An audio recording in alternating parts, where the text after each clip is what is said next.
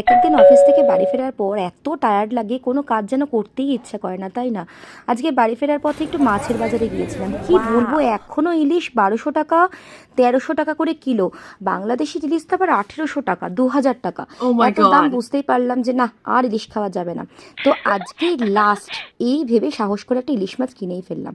আর ভাবলাম ইলিশের সব থেকে পছন্দের যে রেসিপিটা, সেটা আমি তোমাদের সাথে শেয়ার করব। অনেকে বলে ইলিশ ওয়াও! মাছ না ধুয়ে রান্না করলে নাকি টেস্ট বাড়ে। বাবা, আমি তো পারবোই না। যাই হোক, রেসিপি তেমন কিছু না। প্রথমেই মাছটা ভালো করে ধুয়ে নুন আর হলুদ মাখিয়ে নিলাম। একটা বাটিতে সর্ষে বাটা, নারকেল কুড়ো, টক দই, নুন আর সর্ষের তেল দিয়ে একটা পেস্ট বানিয়ে নিলাম। একটা স্টিলের টিফিন কৌটোতে কিছুটা মিশ্রণ দিলাম, তারপরে মাছগুলো দিলাম, তারপরে বাকি মিশ্রণটাও ঢেলে দিলাম। জানো তো, আমি না ঝাল, তেল, মশলা একদম পছন্দ করি না। যাই হোক, কড়াতে কিছুটা জল দিলাম, তারপরে কৌটোটা বসিয়ে কড়াটাকে ভালো করে চাপা দিয়ে 45 মিনিট পর কৌটোর ঢাকাটা খুললাম। কি কেমন লাগছে? তাহলে আর কি, গরম ভাতের সাথে তোমরাও চট করে বানিয়ে চট করে খেয়ে নাও।